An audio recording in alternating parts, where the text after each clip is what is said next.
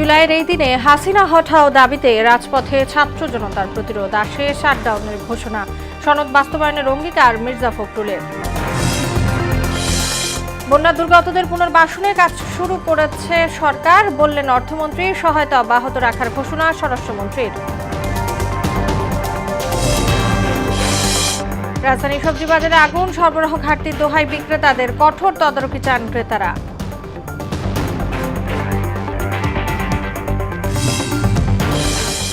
এবং বিশ্বকাপের mega final ঘিরে মেটলাইফ স্টেডিয়ামে উন্মাদনা, জমকালো আয়োজনে আসর মাতাবেন বিশ্বখ্যাত তারকারা।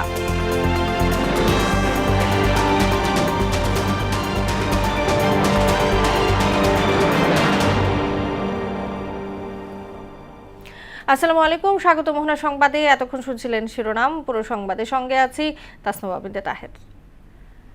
শুরুতেই রক্তাক্ত জুলাই প্রসঙ্গ।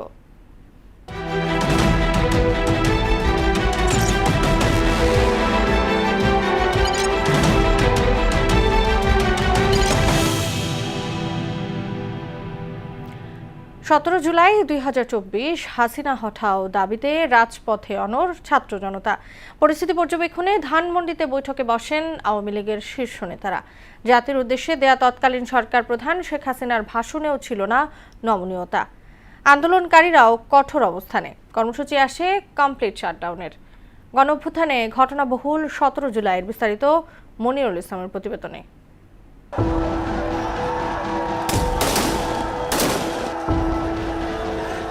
জুলাই গণঅভ্যুত্থানের এই দিনে ছাত্র জনতার আন্দোলনে অন্যরকম গতি আসে। আবু সাইদ ওয়াসিম সহ আগের দিন সারা দেশে 6 শিক্ষার্থী নিহতের ঘটনায় ফুঁসে ওঠেন শিক্ষার্থীরা। নিহতদের স্মরণে ঢাকা বিশ্ববিদ্যালয় সহ সারা দেশের বিভিন্ন শিক্ষা প্রতিষ্ঠানে গায়েবানা জানাজা অনুষ্ঠিত হয়। এতে পুলিশি হামলার ঘটনায় ফুঁসে ওঠে গোটা দেশ। দেশের বিভিন্ন এলাকায় বিক্ষোভ, সড়ক মহাসড়ক অবরোধ, কফিন মিছিল সহ দফায় দফায় সংঘর্ষের ঘটনা ঘটে। ব্যারিকেড ভেঙে শাহবাগে অবস্থান নেয় শিক্ষার্থীরা। ঢাকা বিশ্ববিদ্যালয় সহ বিভিন্ন ক্যাম্পাস থেকে ছাত্রলীগ নেতাকর্মীদের বের করে দেন আন্দোলনকারীরা। ক্যাম্পাসকে রাজনীতিমুক্ত ঘোষণা করা হলে বিশ্ববিদ্যালয় কর্তৃপক্ষ শিক্ষার্থীদের আবাসিক হল খালি করার নির্দেশ দেয়। দুপুরের পর থেকেই কমতে থাকে ইন্টারনেটের গতি। পরিস্থিতি পর্যবেক্ষণে ওবায়দুল কাদেরের নেতৃত্বে ধানমন্ডিতে বৈঠকে বসেন কেন্দ্রীয় নেতারা। দলীয় প্রধান শেখ হাসিনা নির্দেশনা দেন পরিস্থিতি রাজনৈতিকভাবেই মোকাবেলা করার। দেশের সর্বোচ্চ আদালত বাস্তবসম্মত একটা সিদ্ধান্ত নেবে, এটাই আমরা আশা। সন্ধ্যায় তৎকালীন সরকার প্রধান শেখ হাসিনা জাতির উদ্দেশ্যে ভাষণ দেন। সর্বোচ্চ আদালতের রায় আসা পর্যন্ত আন্দোলনকারীদের ধৈর্য ধরার আহ্বান জানান তিনি। তবে একদিন আগেই পুলিশের গুলিতে নিহত আবু সাইদ সহ 6 জনের মৃত্যুতে কোনো রকম অনুশোচনা ছিল না তার কণ্ঠে। হাসিনার ভাষণের পর রাতে কমপ্লিট শাটডাউনের ঘোষণা দেন বৈষম্য বিরোধী ছাত্র আন্দোলনের অন্যতম সমন্বয়ক আসিফ মাহমুদ সজীব ভুইয়া। মনিরুল ইসলাম, মোহনা সংবাদ, ঢাকা। বিএনপি যে জুলাই সনদে সই করেছে তা অক্ষরে অক্ষরে বাস্তবায়ন করা হবে বলে জানিয়েছেন দলটির মহাসচিব ও স্থানীয় সরকার মন্ত্রী মির্জা ফখরুল ইসলাম আলমগীর। সকালে জাতীয় প্রেস ক্লাবে ঢাকা বিশ্ববিদ্যালয়ের সাবেক উপাচার্য অধ্যাপক ডক্টর এমাজ উদ্দিন আহমেদের 6ষ্ঠ মৃত্যুবার্ষিকী উপলক্ষে আয়োজিত স্মরণসভায় এই কথা বলেন তিনি। রাজনৈতিক দলগুলোর প্রতি বিভাজনের রাজনীতি পরিহার করে জাতীয় ঐক্য সুদৃঢ় করার আহ্বান জানান তিনি। বলেন, জনগণের প্রত্যাশা পূরণে জুলাই সনদে দেয়া প্রতিশ্রুতিগুলো পূর্ণাঙ্গভাবে বাস্তবায়ন করবে বিএনপি। সম্পূর্ণভাবে ভুল ব্যাখ্যা দেওয়া হচ্ছে যে আমরা জুলাই সনদ বাস্তবায়ন করতে চাই না। আমরা জুলাই সনদ বাস্তবায়ন প্রত্যেকটি অক্ষর আমরা পালন করব, এটা হচ্ছে আমাদের কমিটমেন্ট। বিরোধী দল যারা আছেন তারা অনেকে বিভিন্ন রকম মুখরোচক কথা বলে আপনার জনগণকে আপনার উত্তেজিত করবার চেষ্টা করছেন। জনগণের চেয়ে ভালো তো আপনার আর কেউ বোঝে না। বন্যা পরবর্তী পরিস্থিতিতে ক্ষতিগ্রস্ত এলাকার সার্বিক অবস্থা, পরীক্ষার্থীদের শারীরিক ও মানসিক অবস্থা বিবেচনায় চট্টগ্রাম শিক্ষা বোর্ডের চলতি এইচএসসি ও সমমানের অবশিষ্ট সব পরীক্ষা পরবর্তী নির্দেশ না দেওয়া পর্যন্ত স্থগিত করা হয়েছে। বৃহস্পতিবার এ তথ্য জানিয়েছে বাংলাদেশ আন্তঃশিক্ষা বোর্ড সমন্বয় কমিটি। চট্টগ্রাম শিক্ষা বোর্ডের আওতাধীন জেলার বাইরে অন্যান্য শিক্ষা বোর্ড, মাদ্রাসা শিক্ষা বোর্ড এবং কারিগরি শিক্ষা বোর্ডের পরীক্ষা পূর্ব ঘোষিত সময়সূচি অনুযায়ী যথারীতি অনুষ্ঠিত হবে। পরীক্ষার সংশোধিত সময়সূচি পরবর্তীতে পৃথক বিজ্ঞপ্তির মাধ্যমে জানিয়ে দেওয়া হবে। বন্যায় ক্ষতিগ্রস্তদের পুনর্বাসনে সরকার কাজ করছে বলে জানিয়েছেন অর্থ ও পরিকল্পনা মন্ত্রী আমির খসরু মাহমুদ চৌধুরী। আর বন্যা দুর্গতদের সহায়তায় সরকারি বেসরকারি উদ্যোগ অব্যাহত রাখার ঘোষণা দিয়েছেন স্বরাষ্ট্রমন্ত্রী সালাউদ্দিন আহমদ। চট্টগ্রাম ও কক্সবাজারে ক্ষতিগ্রস্ত এলাকা পরিদর্শন ও ত্রাণ বিতরণকালে এসব কথা বলেন তারা। প্রতিনিধিদের পাঠানো তথ্যচিত্রে আরও জানাচ্ছেন মাহমুদ আক্তার। শুক্রবার দুপুরে কক্সবাজারের চকরিয়া পেকুয়া ও মাতামুহুরীর দুর্গত অঞ্চলে বন্যায় ক্ষতিগ্রস্ত এলাকা পরিদর্শন ও ত্রাণ বিতরণ করেন স্বরাষ্ট্রমন্ত্রী সালাউদ্দিন আহমদ। পরে সাংবাদিকদের সঙ্গে কথা বলেন স্বরাষ্ট্রমন্ত্রী। বলেন, বন্যা দুর্গতদের সহায়তায় সরকারি বেসরকারি উদ্যোগ অব্যাহত থাকবে। বন্যা পীড়িত এলাকায় অসহায় মানুষদের পাশে যাতে আমরা আমাদের সাধ্যমতো সহযোগিতা নিয়ে উপস্থিত থাকতে পারি, আমাদের এই প্রচেষ্টা অব্যাহত থাকবে। সরকারিভাবে বেসরকারিভাবে যে সমস্ত বেসরকারি সংস্থা আছে তারাও এবং সমস্ত মানবিক সাহায্যকারী প্রতিষ্ঠানগুলো সবাই এগিয়ে এসছে। অন্যদিকে চট্টগ্রামের পতেঙ্গায় বন্যার্তদের মাঝে ত্রাণ বিতরণ করেন অর্থমন্ত্রী আমির খসরু মাহমুদ চৌধুরী। এ সময় বন্যায় ক্ষতিগ্রস্তদের পুনর্বাসনে সরকার কাজ করছে বলে জানান তিনি। 40,000 পরিবারকে চাল দেওয়া হয়েছে, 75,000 পরিবারকে শুকনা চাল ডাল ইত্যাদি দেওয়া হয়েছে। এই ধারা কিন্তু অব্যাহত আছে, এটা চলতে থাকবে।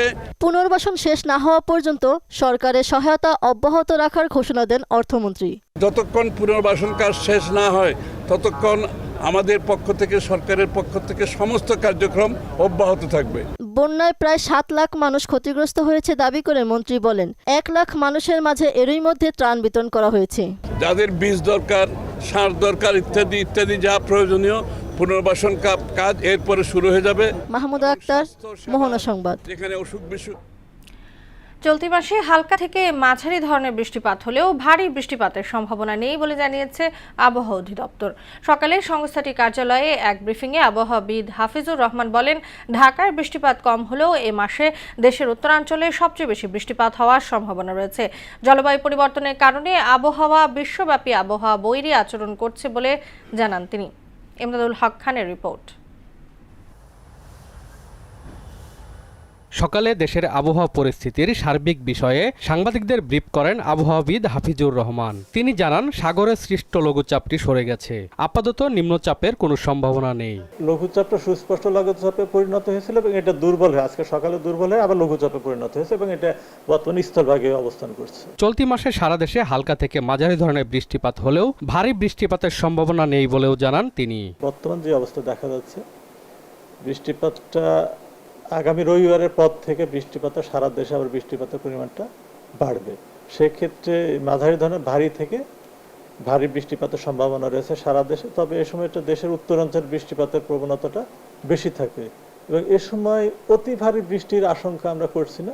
বলেন, জুলাই মাসে সারা দেশে 15 থেকে 25 দিন বৃষ্টিপাত হওয়ার সম্ভাবনা থাকে। তবে মাসের শুরুতে ভারী বৃষ্টিপাত হওয়ায় শেষের দিনগুলোতে বৃষ্টিপাতের হার অনেকটা কমে গেছে। তবে দেশের উত্তরাঞ্চলে প্রায় বৃষ্টিপাতের সম্ভাবনা রয়েছে বলে জানান এই আবহাওয়াবিদ। জুলাই মাসে যে বৃষ্টিপাতটা হয়, স্বাভাবিক বৃষ্টি হচ্ছে 523 মিলিমিটার সারা দেশে এবং আমরা যদি স্বাভাবিক বৃষ্টিপাতের দিন সংখ্যা বলি, তো বৃষ্টিপাতের দিন সংখ্যাটা 15 থেকে 25 দিন।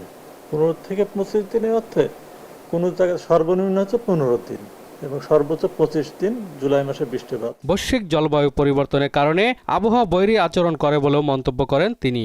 বজ্রপাত বলি বা ভারী বৃষ্টি বা অতিবৃষ্টি, অনাবৃষ্টি বা খরা, সত্যপ্রভ যে এক্সট্রিম যে ওয়েদার ইভেন্টগুলো, এগুলো কিন্তু বিশ্বব্যাপী বৃদ্ধি পাচ্ছে। এটা মূলত জলবায়ু পরিবর্তনের জন্য। ইমদাদুল হক খান, মোহনা সংবাদ, ঢাকা। দেশে বিভিন্ন জায়গায় টানা বৃষ্টি এবং সরবরাহ ঘাটতিতে রাজধানীর সবজি বাজারে নেতিবাচক প্রভাব পড়েছে। সপ্তাহের ব্যবধানে কেজিতে শসার দাম 90 টাকা পর্যন্ত বেড়ে বিক্রি হচ্ছে 180 টাকায়। এছাড়াও কেজিতে 40 টাকা বেড়ে 200 টাকায় বিক্রি হচ্ছে কাঁচামরিচ। মাছের বাজারেও নেই স্বস্তির খবর, তবে কিছুটা স্বস্তি ব্রয়লার মুরগির ও ডিমের দামে। এমন বাস্তবতায় বাজার তদারকি চান ক্রেতারা, যদিও বিক্রেতারা বলছেন সরবরাহ স্বাভাবিক হলে কমবে সবজির দর। বিস্তারিত বিজন কুমারের প্রতিবেদনে। বৃষ্টিপাত কমলেও রাজধানীর কাঁচা বাজারে কমেনি সবজির দাম। প্রকারভেদে প্রায় সব ধরনের সবজির দামই বেড়েছে। এতে নিত্য প্রয়োজনীয় পণ্য কিনতে গিয়ে বাড়তি খরচের চাপ সামলাতে হিমশিম খাচ্ছেন সাধারণ ক্রেতারা। নগরীর মিরপুর ৬ নম্বর কাঁচা সবজির বাজার ঘুরে দেখা যায় বাড়তি দামে সবজি বিক্রির চিত্র। 2 মাস আগে যা ছিল এখন তো একদম আকাশচুম্বী হয়ে গেছে। এইটা সাধারণ মানুষের ক্রয় সীমার বাহিরেই বলতে গেলে অনেক অসুবিধা। আসলে আমাদের ধরেন বেতন তো বাড়তেছে না। বাজারটি ঘুরে দেখা যায় শসা ৯০ টাকা বেড়ে বিক্রি হচ্ছে ১৮০ টাকায়। একইভাবে ৪০ টাকা বেড়ে কাঁচামরিচ ২০০, বেগুন ১০০ এবং করল্লা বিক্রি হচ্ছে ৯০ টাকায়। এছাড়াও ২০ টাকা বেড়ে পটল ৫০ ও ঝিঙা ১০০ টাকায় বিক্রি হচ্ছে। পাশাপাশি ঢেঁড়স ও কাঁকরোলের দাম বেড়েছে ৩০ টাকা, বিক্রি হচ্ছে ৯০ টাকায়। প্রত্যেকটা কেজি 100 টাকার উপরে সবজি। কমার খুব সম্ভাবনা এখন বর্তমানে কম। বাজার জুড়ে স্বস্তি নেই মাছের দামেও। বৃষ্টির অজুহাতে চাহিদার শীর্ষে থাকা সব ধরনের মাছ ২০ থেকে ৩০ টাকা বেড়েছে। কেজি প্রতি পাঙাশ ২০০, তেলাপিয়া ২৪০, রুই ৩৩০ এবং ইলিশ বিক্রি হচ্ছে ১২০০ টাকা। তুলনামূলক হারে আগের থেকে একটু বেশি আজকের বাজারে। কম হলে তো একটু পাবলিক কম দামে কিনতে পারে, ভালো খাইতে পারে। তবে হাঁসের ডিম ব্যতীত অপরিবর্তিত মুরগি ও মুরগির ডিমের দাম। সপ্তাহ শেষে প্রতি ডজন মুরগির লাল ডিম ১৩০ এবং সাদা ডিম ১১০ টাকায় বিক্রি হচ্ছে। হাঁসের ডিমের দাম ডজনে ২০ টাকা বেড়ে বিক্রি হচ্ছে ২০০ টাকায়। সোনালী মুরগি প্রতি কেজি ৩২০ ও ব্রয়লার বিক্রি হচ্ছে ১৮০ টাকায়। অজুহাত দেখায় বৃষ্টি, অজুহাত দেখায় বন্যা, অজুহাত দেখায় তেলের দাম বেড়ে গেছে, তো সবকিছু মিলায় আমরা জিম্মি। আগের মতন আছে, দাম বাড়তে নাই।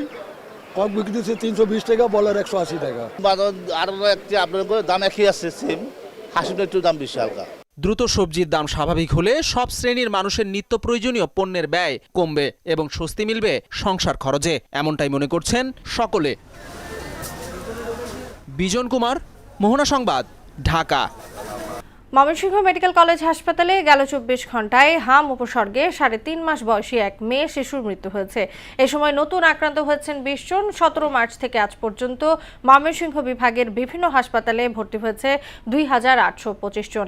এবছর এখন পর্যন্ত হাম ও হামের উপসর্গের মৃত্যু হয়েছে ৬৪ জনের।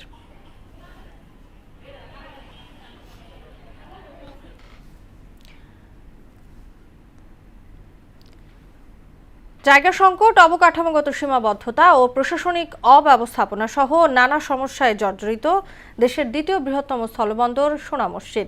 বাণিজ্যিক কার্যক্রমে স্থবিরতা দেখা দেয় মাত্র ৬ মাসের ব্যবধানে বন্দরটির রাজস্ব আয়ও কমে গেছে প্রায় ৩০০ কোটি টাকা। এমন অবস্থায় বন্দরটির প্রশাসনিক কার্যক্রম জোরদার করার আহ্বান জানিয়েছে সিএনএফ এজেন্টস অ্যাসোসিয়েশন। আর এর কর্মপরিধি বাড়াতে এরই মধ্যেই নানা উদ্যোগ নেওয়া হয়েছে বলে জানালেন শুল্ক স্টেশনের রাজস্ব কর্মকর্তা শহীদুল ইসলামের তথ্যচিত্রে আরও জানাচ্ছেন ডলি বিনতে মনোয়ারা। প্রায় আড়াই যুগ আগে মাত্র ১৯.13 একর জমির উপর যাত্রা শুরু করা সোনা মসজিদ স্থলবন্দরের কর্মপরিধি বাড়লেও বাড়েনি জায়গা সহ অবকাঠামোগত সুবিধা। ফলে প্রতিদিন ভারত থেকে আসা ২৫০ থেকে ৩০০ পণ্যবাহী ট্রাকের চাপ সামাল দিতে হিমশিম খাচ্ছে বন্দর কর্তৃপক্ষ। অন্তর্বর্তী সরকারের সময় ভারত বাংলাদেশ বাণিজ্য সম্পর্কের অবনতি, কিছু পণ্যের ট্যারিফ বৃদ্ধি এবং তৈরি পোশাক পণ্য সমুদ্র বন্দরে স্থানান্তরের কারণে সোনা মসজিদ বন্দরের বাণিজ্য আরও সংকুচিত হয়। পাশাপাশি প্রশাসনিক জটিলতা ও অব্যবস্থাপনা এবং পণ্য খালাসে দীর্ঘসূত্রিতাও আমদানি রফতানিতে নেতিবাচক প্রভাব ফেলছে। পর্যাপ্ত জায়গা না থাকায় দিনের পর দিন পণ্য বোঝাই ট্রাকগুলো দীর্ঘ লাইনে অপেক্ষা করতে হয়। এতে এই বন্দর থেকে মুখ ফিরিয়ে নিচ্ছেন আমদানি রপ্তানিকারকরা। সোনা মসজিদ স্থল বন্দরটা যেভাবে অবকাঠামো এবং উন্নয়ন হওয়ার কথা ছিল সেটা কিন্তু আশানুরূপ ভাবে হয়নি। যদি আমাদের সোনা মসজিদ পোর্টে ফল ঢোকে তাহলে আমাদের দেখা যাচ্ছে রাজস্ব বাড়বে। অন্যদিকে বিপুল সংখ্যক শ্রমিক কর্মহীন হয়ে পড়ায় স্থানীয় অর্থনীতির নেতিবাচক প্রভাবও পড়েছে বন্দরের কার্যক্রমে। সোনা মসজিদ পোর্টে হাজার হাজার মানুষ বেকার হয়ে গেছে, শুধু আমাদের এখানে ব্যবসা নাই বলে। বন্দরের মধ্যে আমাদের ১,১২০০ শ্রমিক ছিল, এখন ওখান থেকে শ্রমিক কমাতে ৫-৬০০ শ্রমিক কাজ পায় না। ব্যবসায়ীদের দাবি অনুযায়ী বন্দরের প্রশাসনিক কার্যক্রম জোরদার করার আহ্বান জানালেন সিএনএফ এজেন্ট অ্যাসোসিয়েশনের সাধারণ সম্পাদক। প্রশাসনিক ব্যবস্থা এটা খুব দুর্বল, কারণ আমদানিকারকেরা যে ধরনের সুবিধা চাই আমরা সেটা দিতে পারছি না। জায়গা সংকুলানের জন্য ইতিমধ্যেই সরকারের কাছে অতিরিক্ত ২২ একর জমি অধিগ্রহণের আবেদন করা হয়েছে বলে জানান বন্দর পরিচালনাকারী প্রতিষ্ঠানের এই কর্মকর্তা। ২২ একর জায়গার একটা আবেদন করা আছে সরকারের কাছে, সরকার এটা প্রক্রিয়াধীন আছে, যদি 22 অতি শীঘ্র হয়ে যাওয়ার কথা বলে তাহলে আরও ব্যবসার পরিধি বাড়বে। গত 6 মাসে সোনা মসজিদে 282 কোটি টাকার রাজস্ব ঘাটতি হয়েছে উল্লেখ করে বাণিজ্যের পরিধি বাড়াতে সরকারের বিভিন্ন উদ্যোগের কথা তুলে ধরেন শুল্ক স্টেশনের রাজস্ব কর্মকর্তা। বিগত অর্থবছরের লক্ষ্যমাত্রা ছিল 1101 কোটি টাকা, তো আমরা 25-26 অর্থ আদায় করতে পেরেছি 819 কোটি টাকা। তো 282 কোটি টাকার মতো আমাদের এখনো ঘাটতি আছে। 26-27 অর্থ বছরে ওটা অ্যাডজাস্ট করে আদায় করার চেষ্টা করব। দ্রুতই পূর্ণাঙ্গ স্থলবন্দর গড়ে তুলতে সরকার কার্যকর পদক্ষেপ নেবে এমন প্রত্যাশা সংশ্লিষ্টদের। ডলি বিনতে মনোয়ারা, মোহনা সংবাদ। বড় পরিবর্তন আসছে যুক্তরাজ্যের রাজনীতিতে। লেবার পার্টির এমপিদের নিরঙ্কুশ সমর্থন নিয়ে দেশটির পরবর্তী প্রধানমন্ত্রী হতে যাচ্ছেন অ্যান্ডি বার্নহাম। বর্তমান প্রধানমন্ত্রী স্যার কিয়ার স্টারমারের পদত্যাগের ঘোষণার পর 349 জন এমপির সমর্থন পেয়ে নিজের একক অবস্থান নিশ্চিত করেছেন গ্রেটার ম্যানচেস্টারের সাবেক এই জনপ্রিয় মেয়র। কোনো প্রতিদ্বন্দ্বী না থাকায় আগামী 20 জুলাই আনুষ্ঠানিকভাবে ডাউনিং স্ট্রিটের দায়িত্ব নিতে যাচ্ছেন তিনি। রুমানা রুমার ডেস্ক রিপোর্ট।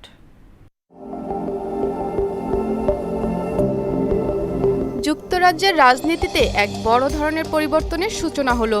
সব জল্পনা কল্পনার অবসান ঘটিয়ে ক্ষমতাসীন লেবার পার্টির এমপিদের নিরঙ্কুশ সমর্থনে দেশটির পরবর্তী প্রধানমন্ত্রী হতে যাচ্ছেন অ্যান্ডি বার্নহাম। দলটির বর্তমান নেতা ও প্রধানমন্ত্রী স্যার কিয়ার স্টারমারের পদত্যাগের ঘোষণার পর শুরু হয় নতুন উত্তরসূরি খোঁজার প্রক্রিয়া। আর সেখানেই চমক দেখালেন গ্রেটার ম্যানচেস্টারের সাবেক এই জনপ্রিয় মেয়র। লেবার পার্টির নিয়ম অনুযায়ী প্রতিদ্বন্দ্বিতায় অংশ নিতে একজন প্রার্থীর অন্তত 81 জন এমপির সমর্থন প্রয়োজন। তবে বার্নহামের পক্ষে 349 জন এমপির সমর্থন নিশ্চিত হওয়ায় অন্য কোনো প্রার্থীর পক্ষে সেই সংখ্যা অর্জন করা এখন আর সম্ভব নয়। ফলে কোনো আনুষ্ঠানিক ভোটাভুটি ছাড়াই দলটির একক নেতা হিসেবে নির্বাচিত হতে যাচ্ছেন তিনি। দীর্ঘ 9 বছর ম্যানচেস্টার মেয়র হিসেবে দায়িত্ব পালন করা 56 বছর বয়সী বার্নহামকে কিং অব দ্য নর্থ রাজা বলা হয়। সম্প্রতি মেকারফিল্ড আসন থেকে উপনির্বাচনে জিতে তিনি আবার লন্ডনের মূল রাজনীতিতে ফিরে আসেন। আর ফিরেই দলের বাম ও মধ্যপন্থী অংশকে এক সুতোয় বেঁধে নিজের প্রধানমন্ত্রিত্ব নিশ্চিত করেন। আজ শুক্রবার একটি বিশেষ সম্মেলনে তাকে আনুষ্ঠানিকভাবে লেবার পার্টির নতুন নেতা হিসেবে ঘোষণা করা হবে। এরপর আগামী 20 জুলাই রাজা চার্লসের সঙ্গে সাক্ষাৎ শেষে যুক্তরাজ্যের নতুন প্রধানমন্ত্রী হিসেবে আনুষ্ঠানিকভাবে ডাইনিং স্ট্রিটে পা রাখবেন অ্যান্ডি বার্নহাম। রুমানা রুমা, মোহনা সংবাদ। শেষ করব মোহনা সংবাদ। যাবার আগে শোনামগুলো জানিয়ে দিচ্ছি আরো একবার।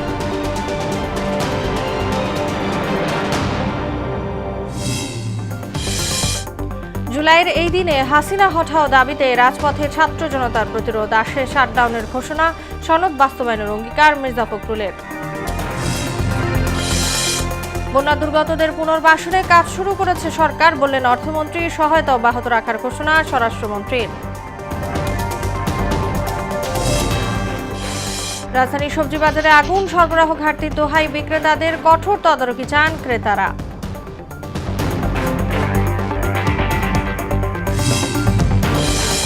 এবং বিশ্বকাপের মেগা ফাইনাল ঘিরে মেটলাইফ স্টেডিয়ামে উন্মাদনা, জমকালো আয়োজনে আসর মাতাবেন বিশ্বখ্যাত তারকারা।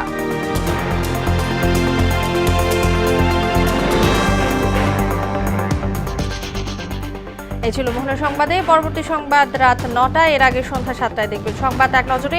মোহনার সবশেষ খবর জানতে ভিজিট করুন www.mohana.tv। সংবাদ দেখতে পান ফেসবুক ও ইউটিউবেও। এতক্ষণ সঙ্গে থাকার জন্য ধন্যবাদ সবাইকে।